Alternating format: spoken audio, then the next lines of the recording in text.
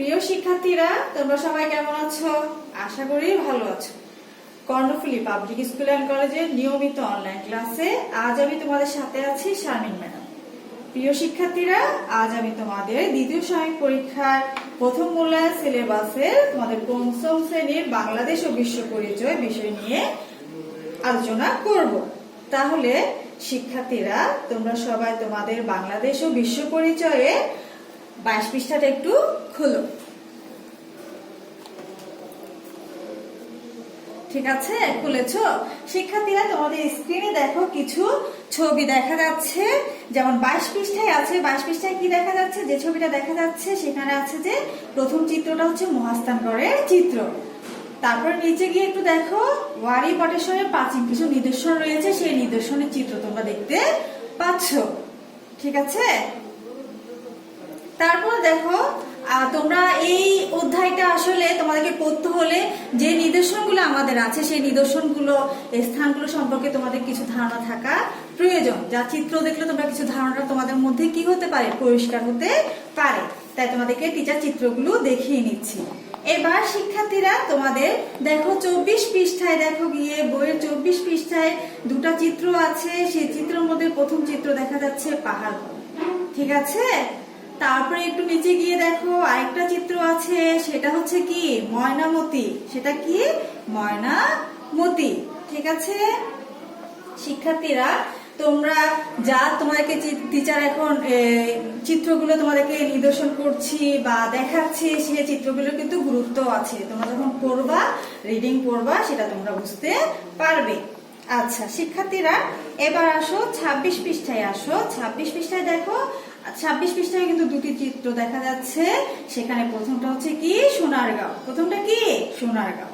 তারপর আরেকটা চিত্র দেখা যাচ্ছে, দেখো সেটা কি, সেটা হচ্ছে লালবাগ কেল্লা। সেটা কি লালবাগ কেল্লা। ঠিক আছে, দেখতে পাচ্ছ তোমরা?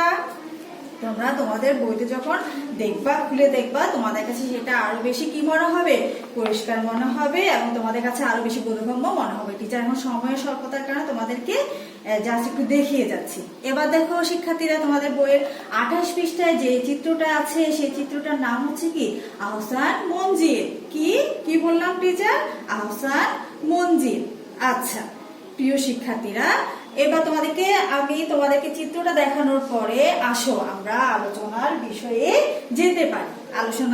যেতে পারি।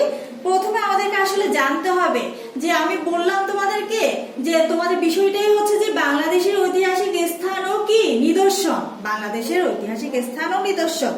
তাহলে বাংলাদেশের ঐতিহাসিক ও স্থান ও নিদর্শনের গুরুত্ব কি, কেন গুরুত্বপূর্ণ একটু টিচার বলছি তোমাদেরকে।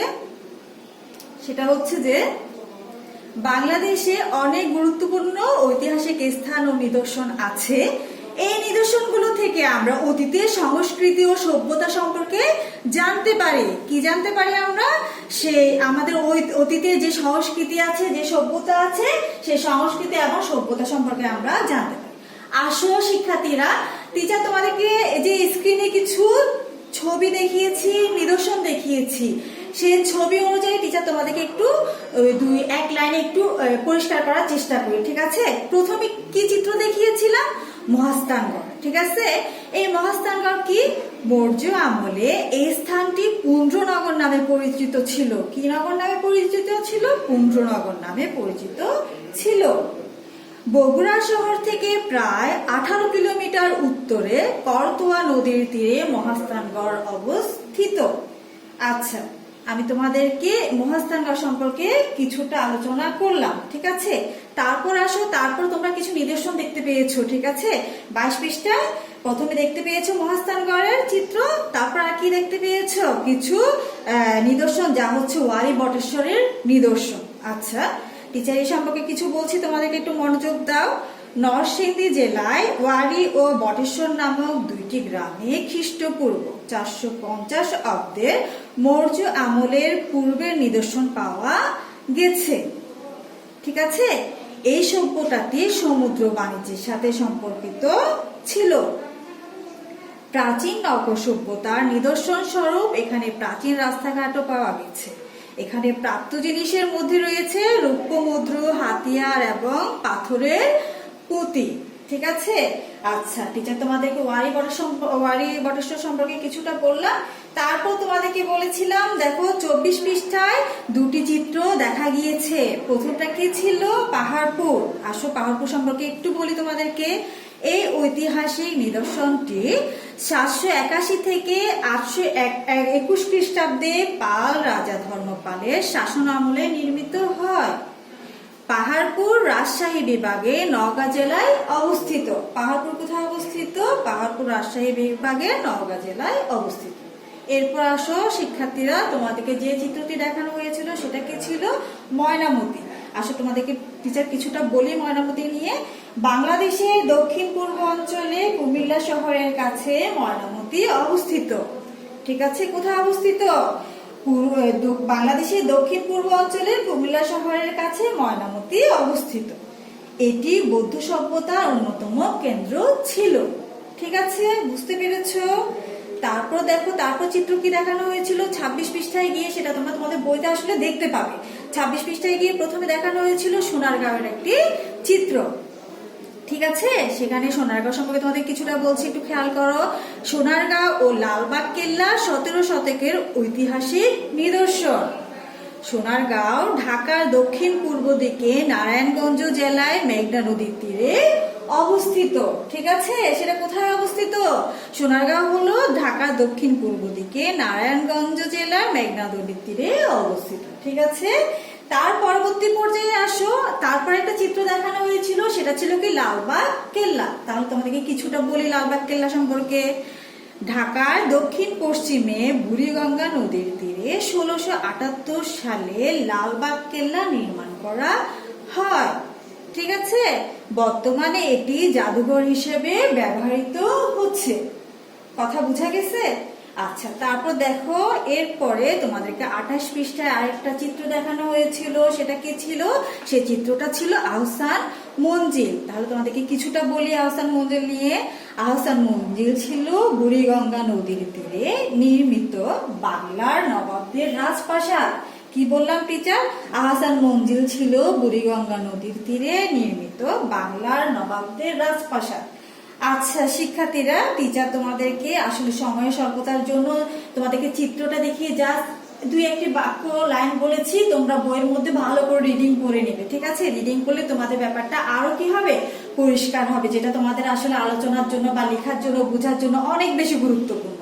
ঠিক আছে, তাহলে আসো টিচার যে এই যে আলোচনা করলাম, সেই আলোচনার উপর নির্ভর করে তোমাদের আজ থাকবে সংক্ষিপ্ত প্রশ্ন উত্তর। তোমাদেরকে টিচার সংক্ষিপ্ত প্রশ্ন উত্তর করাবো। তোমরা একটু তোমাদের খাতাটা খোলো। হ্যাঁ, খুলেছো সবাই?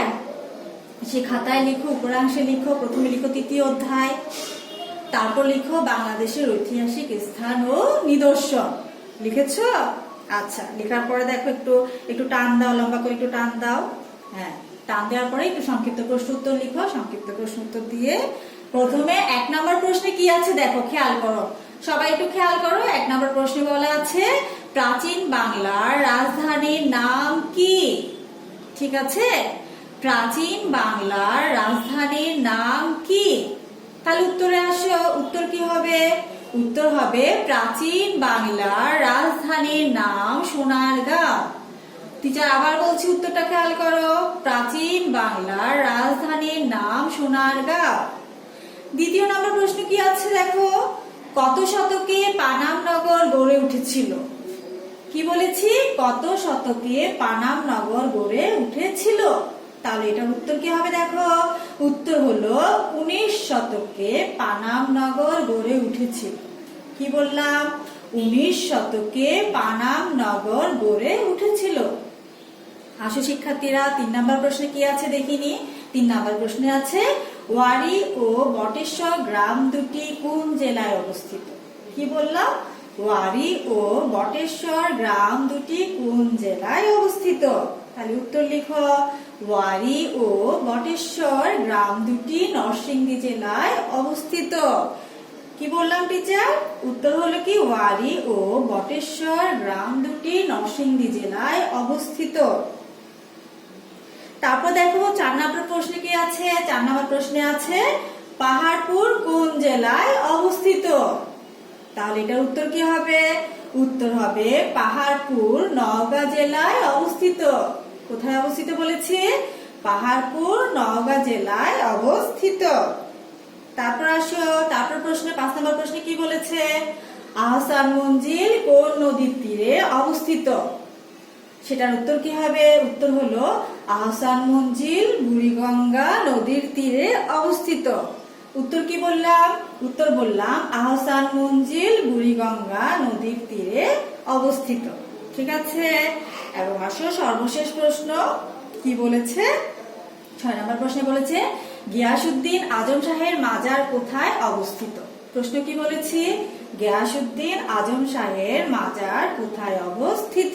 তাহলে সেটার উত্তর কি হবে? সেটার উত্তর হবে গিয়াসউদ্দিন আজম শাহের মাজার সোনারগাঁওয়ে অবস্থিত। উত্তর কি বললাম? উত্তর বললাম গিয়াসউদ্দিন আজম শাহের মাজার সোনারগাঁওয়ে অবস্থিত। প্রিয় শিক্ষার্থীরা, আজ এই আলোচনার বিষয়বস্তু এটা ছিল। এখন দেখো তোমাদের বাড়ির কাজ হিসাবে টিচার তোমাদেরকে কিছু কাজ দিচ্ছি, সেই বাড়ির কাজগুলো তোমরা একটু লিখে নাও। সে বাড়ির কাজের মধ্যে থাকবে তোমাদের, দেখো প্রথম প্রশ্নে থাকবে, খুব কম দিয়েছি কারণ তোমরা আসলে হয়তোবা বাড়ির কাজ বেশি দিলে তোমরা সমস্যায় পড়বে, যার কারণে টিচার বেশি দিনে সলভ করে দিয়েছি। দেখো বাড়ির কাজগুলো একটু লিখে নাও। প্রথম বাড়ির কাজ 1 নম্বরে আছে, প্রশ্ন হলো বাংলাদেশের ঐতিহাসিক স্থান ও নিদর্শনগুলো থেকে আমরা কি জানতে পারি? প্রশ্নবোধক চিহ্ন। ঠিক আছে। 2 নম্বর প্রশ্ন হলো লোকশিল্প জাদুঘর কে প্রতিষ্ঠা করেন? প্রশ্নবোধক চিহ্ন। 3 নম্বর প্রশ্ন হলো দুটি প্রাচীন নিদর্শনের নাম লেখো। ঠিক আছে, দাঁড়ি। 4 নম্বর প্রশ্নটা দেখো মহাস্থানগড় কত বছরের ইতিহাসের সাক্ষ্য বহন করে? প্রশ্নবোধক চিহ্ন। টিচার বাড়ির কাজের প্রশ্নগুলো আবার বলছি, তোমরা একটু মিলিয়ে নাও। প্রথম প্রশ্ন ছিল 1 নাম্বার বাংলাদেশের ঐতিহাসিক স্থান ও নিদর্শনগুলো থেকে আমরা কি জানতে পারি? 2 নম্বর প্রশ্ন লোকশিল্প জাদুঘর কে প্রতিষ্ঠা করেন? 3 নম্বর প্রশ্ন দুটি প্রাচীন নিদর্শনের নাম লেখো। সর্বশেষ প্রশ্ন যেটা ছিল সেটা কি? মহাস্থানগড় কত বছরের ইতিহাসের সাক্ষ্য বহন করে? প্রিয় শিক্ষার্থীরা, তোমরা বুঝতে পারছো টিচার তোমাদেরকে কেন যে 1 লাইন বা 2 লাইনে কেন প্রথম দিকে চিত্র দেখে আলোচনা করেছি। তোমরা চিত্র দেখে আলোচনার মাধ্যমে তোমরা যখন এটা রিডিং করবে বাসায় দেখতে পাবে, তোমরা আরো সুন্দর করে আরো সুন্দরভাবে উপস্থাপন করতে পারবে। ঠিক আছে, এই সংক্ষিপ্ত প্রশ্ন টিচার তোমাদেরকে করিয়েছি, সেই সংক্ষিপ্ত প্রশ্ন থেকে তোমরা চাইলে যদি আসে শূন্যস্থান পূরণ আসে সেটার উত্তর তোমরা করতে পারবে। ঠিক আছে প্রিয় শিক্ষার্থীরা, তোমরা সবাই আশা করি ভালো থাকবে, সুস্থ থাকবে, এবং এর মধ্যে যা তোমাদেরকে টিচাররা যা করিয়েছি বা করাচ্ছি, যদি কোনো সমস্যা থাকে, বোঝার সমস্যা থাকে, তাহলে তোমাদের ইউটিউব চ্যানেলে গিয়ে কমেন্ট বক্সে গিয়ে তোমাদের কমেন্টগুলো করতে পারো। পরবর্তী ক্লাসে টিচার তোমাদের সাথে সেই সমস্যাগুলো নিয়ে আলোচনা করব। ঠিক আছে, এই পর্যন্ত তোমরা সবাই ভালো থাকবে, সুস্থ থাকবে। আল্লাহ হাফেজ।